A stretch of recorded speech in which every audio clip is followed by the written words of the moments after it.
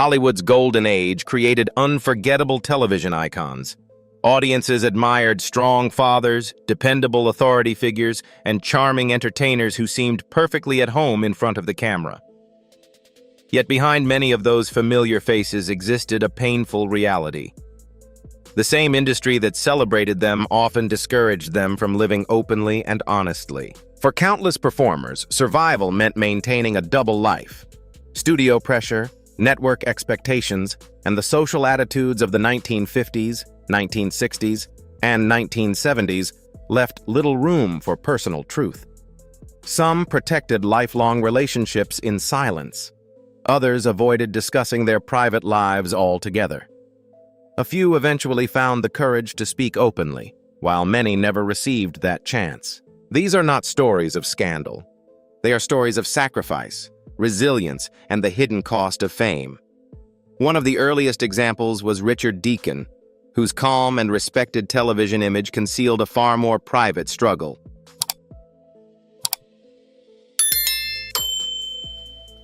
To millions of Americans, Richard Deacon represented reliability, professionalism, and quiet authority. Viewers knew him as Mel Cooley on The Dick Van Dyke Show and as Fred Rutherford on Leave It to Beaver. Whether playing a television producer or a respected neighbor, Deacon projected intelligence, discipline, and stability. His calm presence made him one of television's most familiar faces during the early years of the medium. Behind that trusted image was a man living in a period when privacy often served as protection.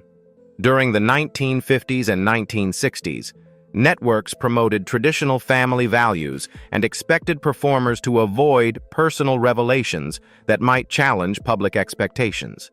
Many actors learned to separate their professional image from their private reality. Deacon rarely discussed his romantic life and focused attention on his work. In an unforgiving era, discretion became a survival strategy. For many television performers, success depended not only on talent but also on maintaining a public image that fit the standards of the time. Deacon left behind a legacy built on professionalism rather than publicity. His story reflects the hidden sacrifices made by many entertainers who quietly carried personal burdens while bringing comfort to audiences. Today, he is remembered for his work, his dignity, and his endurance, while Richard Deacon relied on restraint to protect his private life. Charles Nelson Reilly used humor, style, and theatrical confidence to hide behind a very different mask.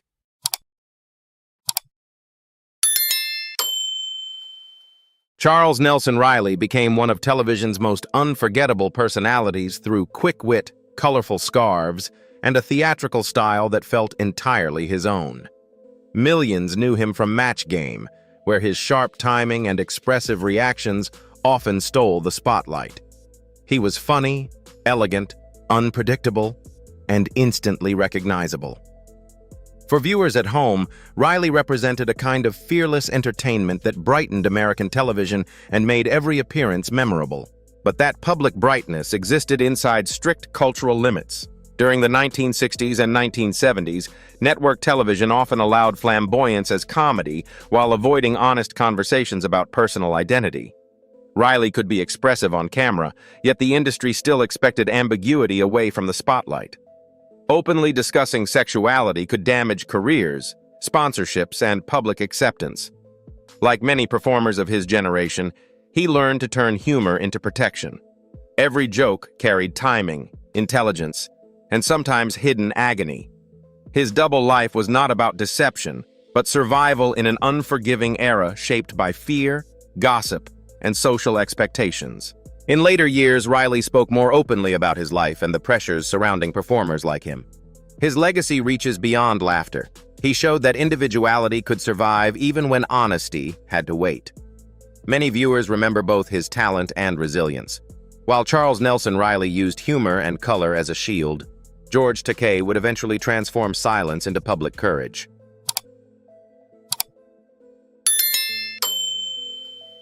George Takei became known to millions of viewers as Hikaru Sulu on the original Star Trek. At a time when Asian American actors rarely appeared in major television roles, his presence carried special meaning. Audiences admired his intelligence, professionalism, and calm confidence. Through one of television's most influential series, Takei helped represent a more inclusive vision of America and earned the respect of fans across generations. Despite that success, Takei spent much of his career protecting his private life. Hollywood during the 1960s and 1970s remained cautious about openly gay performers, and many actors feared professional consequences if they revealed too much about themselves. Like others of his generation, he learned to separate public image from personal reality. For decades, his relationship with Brad Altman remained largely private. The situation reflected a larger truth about the entertainment industry. While television celebrated progress on screen, many performers still faced strong societal expectations away from the camera. Everything changed in 2005 when Takei publicly came out and began speaking openly in support of equality. Rather than harming his reputation, honesty expanded his influence. He became both a respected actor and a leading advocate for civil rights. His story stands as one of the clearest examples of late triumph after years of restraint. While George Takei transformed silence into public courage, Dick Sargent would also choose honesty and become an important voice for acceptance.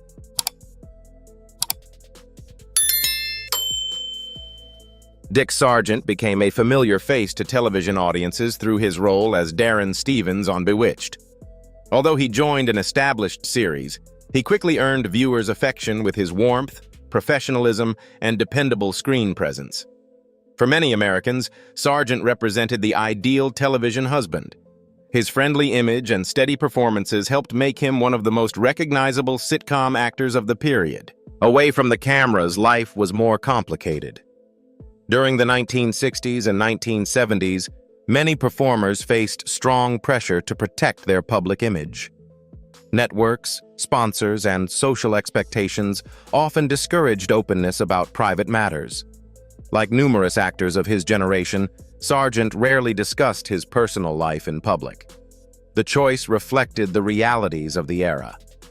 Hollywood rewarded conformity, and many entertainers believed honesty could place careers at risk. For some, maintaining a double life became a necessary part of survival.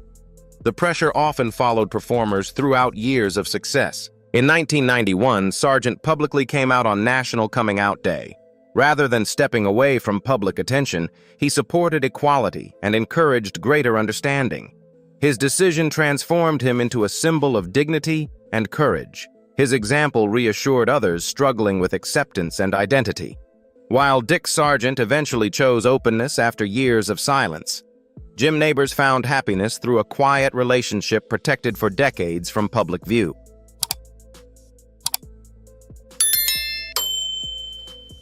Jim Nabors brought a unique warmth to American television through his portrayal of Gomer Pyle. First appearing on The Andy Griffith Show and later starring in Gomer Pyle, USMC, he created a character known for kindness, sincerity, and optimism. Audiences embraced him as a symbol of decency and good humor. His gentle screen presence helped make him one of television's most familiar and trusted stars. Behind that wholesome image, Nabors carefully guarded his private life. During the height of his career, television networks remained cautious about issues involving sexual orientation. Many performers feared that public attention on personal relationships could affect opportunities and audience acceptance. Like countless entertainers of the era, Nabors chose privacy over publicity. He focused on his work while building a life away from the spotlight. The decision reflected the realities of a period when discretion often seemed safer than openness. For many years, his personal happiness remained outside public view. Yet Nabors eventually achieved something many of his contemporaries never could. He shared a loving relationship with Stan Cadwallader that lasted for decades. In 2013, after marriage equality became legal in Washington state, the couple married in a private ceremony. His story is remembered for loyalty, endurance, and lasting love.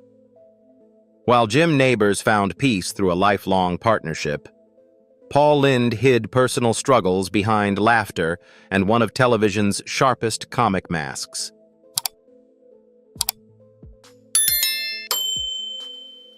Paul Lynde possessed one of the most distinctive comic voices in American television. With his sharp delivery, raised eyebrows, and remarkable timing, he became a favorite on Hollywood squares and delighted audiences as Uncle Arthur on Bewitched. His humor felt effortless, and his quick remarks often became the highlight of an appearance. To millions of viewers, Lynde was a gifted entertainer whose wit brought laughter into homes across America. Behind that comic success stood a more complicated reality. During the 1960s and 1970s, television executives often preferred performers to remain silent about personal matters that might challenge public expectations. Many people within the industry understood aspects of Lynde's private life, yet those subjects were rarely discussed openly. Like numerous entertainers of his generation, he relied on performance as both a career and a shield. Humor provided protection in an environment where honesty could carry risks. The result was a double life shaped by caution and pressure to fit within accepted boundaries. Although he remained beloved by audiences, Lynde's later years were marked by personal struggles and declining health. Yet his influence on television comedy remains undeniable. He left behind a legacy of intelligence, originality, and memorable performances. His story reflects the cost of living behind a carefully managed public image. While Paul Lynde used comedy as a protective mask, Robert Reed carried a different burden while portraying one of America's most admired television fathers.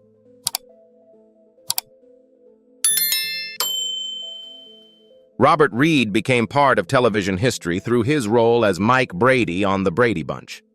To millions of Americans, he represented the ideal father, patient, dependable, and always ready with guidance for his family. Viewers welcomed him into their homes and embraced the image of stability he projected. His performance helped create one of the most recognizable television families of the 20th century. Away from the camera, Reed's life was more complex than the character he portrayed. A classically trained actor, he often preferred serious dramatic work and sometimes felt limited by sitcom television. At the same time, he carefully protected his private life during an era when openness could threaten careers. Friends and colleagues later revealed that he spent much of his life concealing his sexual orientation. The contrast was difficult. While audiences saw the image of the perfect television father, Reed carried the burden of maintaining a double life in a culture that offered little acceptance. After his death in 1992, many people gained a fuller understanding of the challenges he had faced. Today, his legacy extends beyond a famous sitcom role. He is remembered as a talented actor who endured pressures few viewers recognized. His story reflects both success and the personal cost of Hollywood expectations.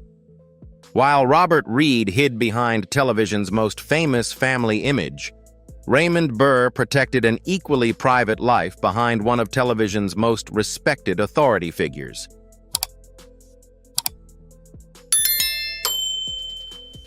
Raymond Burr became one of the most respected figures in American television through his portrayal of Perry Mason. Audiences admired his authority, intelligence, and calm confidence as he defended clients and uncovered the truth. Later, he earned further success as the determined detective in Ironside. To millions of viewers, Burr represented strength, integrity, and dependability. His commanding presence helped make him one of television's most recognizable stars. Behind that powerful image stood a man who carefully guarded his private life. During the height of his career, Hollywood and network television offered little acceptance for performers who lived outside traditional expectations. Burr rarely discussed his personal relationships in public and focused attention on his work. Over time, stories about his private life became the subject of speculation, yet he remained committed to protecting his personal world. Like many entertainers of his generation, he understood that openness could carry serious professional consequences. The result was a life marked by both extraordinary success and constant discretion. Today, Burr is remembered not only for iconic television performances, but also as someone who navigated a difficult era with dignity. His story reflects the sacrifices many stars made to preserve careers while protecting deeply personal truths. For some, Hollywood fame brought admiration. For others, it demanded silence. Raymond Burr's journey reminds us that behind many beloved television legends stood private struggles audiences rarely had the chance to see.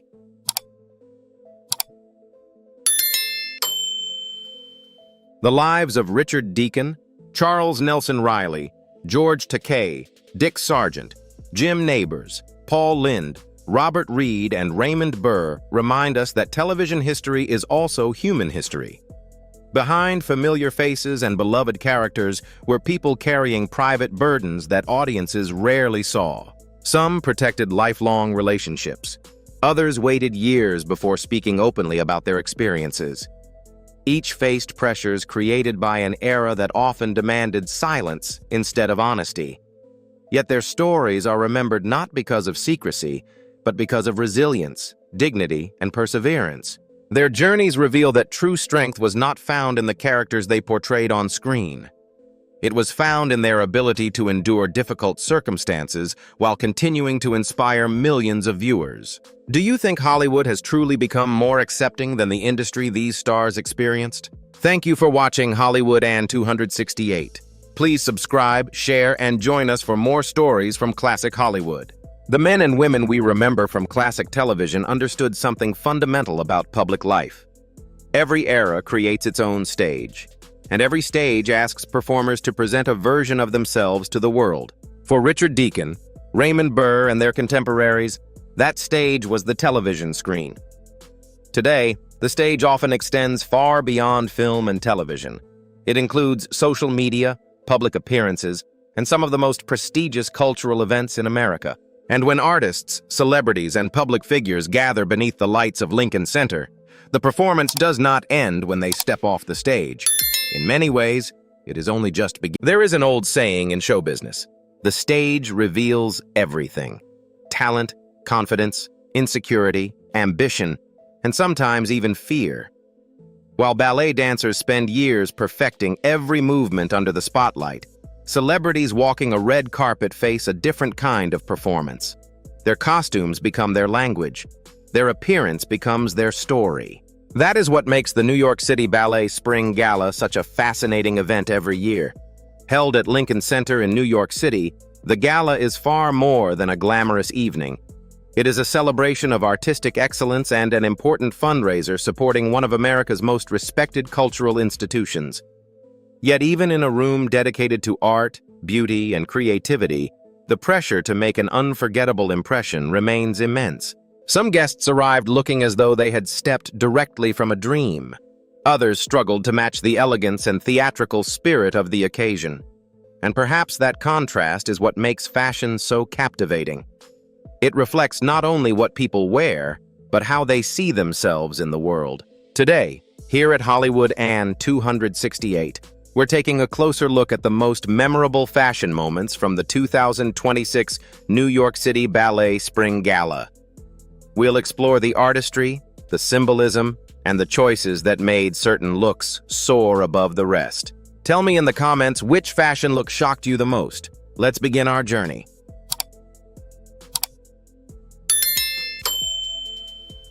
When Diane Kruger stepped onto the red carpet, there was an immediate feeling that something special had arrived.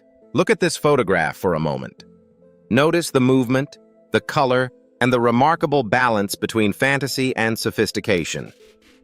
In a room filled with couture creations competing for attention, Diane's Erdem ensemble managed to stand apart without ever appearing desperate for the spotlight.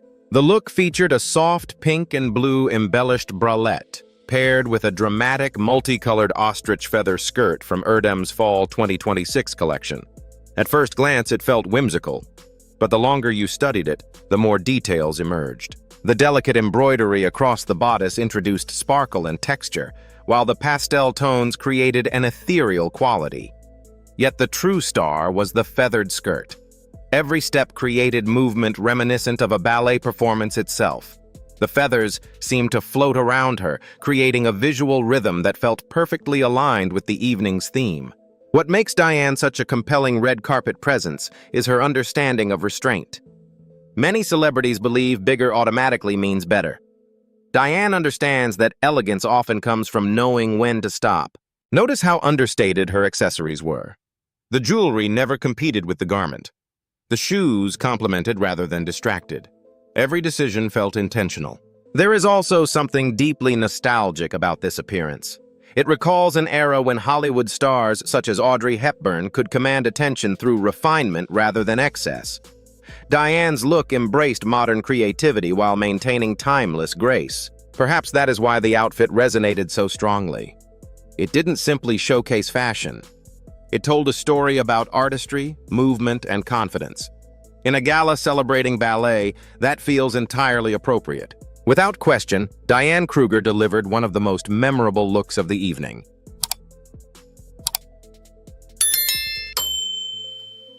From dreamlike elegance, we move to unapologetic confidence. Pritika Swarup arrived wearing a breathtaking red Zuhair Murad gown styled by Jason Rembert. And from the moment she appeared, it was impossible to look away. Red is one of fashion's most powerful colors. It can symbolize passion, strength, glamour, and courage all at once. Yet it can also overwhelm the wearer if not executed carefully. Pritika managed to avoid every potential pitfall. Look closely at the structure of the gown. The strapless neckline creates a strong architectural foundation, while the ruching throughout the bodice introduces softness and dimension. These elements work together beautifully, creating a silhouette that feels dramatic without appearing forced. The flowing train behind her added another layer of sophistication. As she moved across the red carpet, the gown seemed almost cinematic. One could easily imagine it appearing in an old Hollywood epic from the golden age of filmmaking. What impressed me most, however, was the balance between glamour and confidence. Many people assume fashion is simply about wearing expensive clothing. In reality, fashion is often about presence. A beautiful dress means very little if the person wearing it appears uncomfortable. Pritika looked completely at ease. Her posture, expression, and poise transformed an already stunning gown into a truly memorable fashion moment. Her jewelry choices further strengthened the look.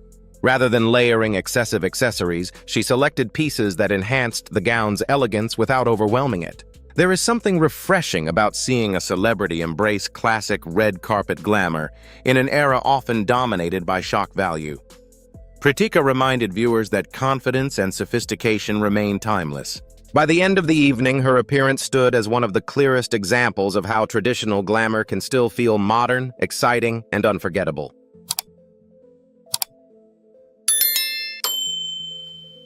As the evening continued, Jean Shafiroff brought something increasingly rare to modern red carpets. She brought joy. Wearing a stunning lilac and blue gown by Ace Aznavour, Jean appeared less like a celebrity guest and more like a character stepping directly from a fairy tale. Yet despite its whimsical qualities, the look never crossed into costume territory. Look carefully at the gown's construction. The layered fabric resembles flower petals unfolding in springtime. Each layer contributes to a sense of movement and softness that feels remarkably appropriate for a ballet celebration. Color also played an important role here. The combination of lilac and blue can be difficult to execute successfully. Too much of either shade can feel overwhelming. Yet here the balance felt harmonious. The colors complemented one another beautifully, creating an effect that was both romantic and sophisticated. Perhaps the most charming detail was the addition of white opera gloves. For older viewers, these gloves may evoke memories of classic Hollywood premieres and glamorous social events from decades past. There is something undeniably elegant about opera gloves. They communicate refinement, confidence, and a willingness to embrace old-fashioned glamour. What I admire most about Jean's appearance is its optimism. Many celebrities approach fashion with seriousness, striving to appear edgy or provocative. Jean embraced beauty, fantasy, and celebration. She seemed genuinely delighted to participate in the occasion. That sense of joy translated directly into the photographs. The result was a look that felt uplifting, memorable, and perfectly suited to an event dedicated to artistic expression. In an evening filled with strong fashion moments, Jean Shafiroff reminded us that sometimes elegance begins with simply embracing wonder.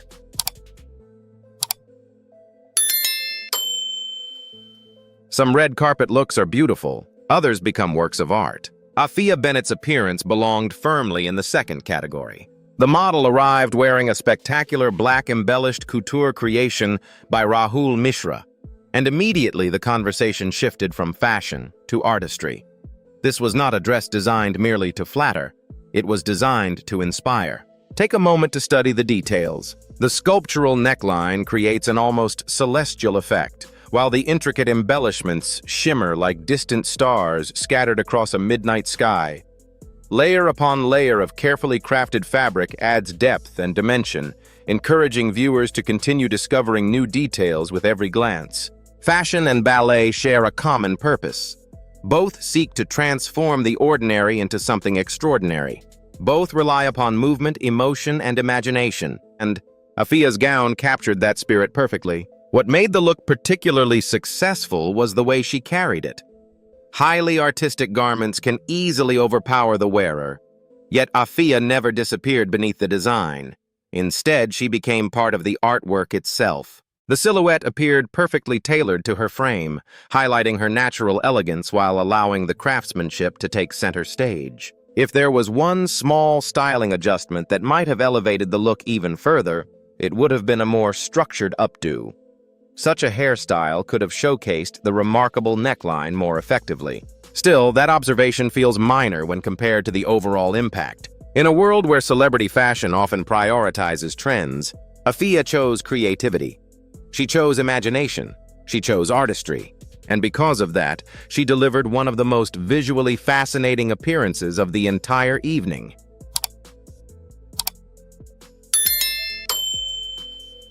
Closing our list of best-dressed stars is Emmy Rossum, whose appearance proved that timeless glamour never goes out of style. At first glance, her black sequined Julie de Lebrun gown may seem simpler than some of the evening's more dramatic creations. Yet that simplicity is precisely what makes it so effective. Look at the silhouette for a moment. Notice how the gown follows her figure with remarkable precision. It enhances rather than overwhelms. It flatters rather than distracts.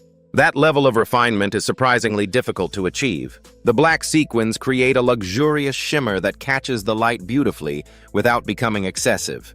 Meanwhile, the floral-inspired detail near the bodice introduces visual interest and prevents the design from feeling predictable. What makes Emmy's appearance particularly compelling is its confidence. She did not rely on oversized trains, theatrical feathers, or dramatic structural elements. Instead, she trusted the power of exceptional tailoring and thoughtful styling. That approach recalls many of Hollywood's most enduring fashion icons. Some of the greatest red carpet moments in history succeeded not because they were shocking, but because they were elegant. Emmy understands this principle. Her accessories remained understated. Her beauty styling felt polished and sophisticated. Every component worked together to create a cohesive visual narrative. There is also a maturity to this look that feels refreshing. In an industry often obsessed with chasing trends, Emmy chose timelessness, and timelessness has a remarkable advantage. Years from now, viewers may look back at photographs from this gala and find certain trends dated. Yet Emmy Rossum's appearance will likely remain just as beautiful as it appears today. That is the true mark of enduring style.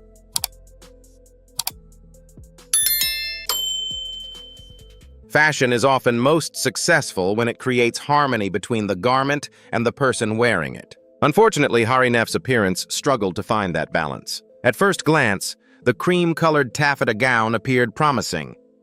Taffeta has long been associated with formal elegance. Throughout Hollywood history, it has been used to create some of the most memorable gowns ever worn on red carpets and at society galas. Yet fabric alone cannot carry a look. Look carefully at the silhouette. The gown expands dramatically from the upper body, creating a shape that feels disconnected from Hari's natural proportions. Rather than creating graceful movement, the design seems to overwhelm her frame. One of the challenges of dressing for a ballet gala is understanding the atmosphere.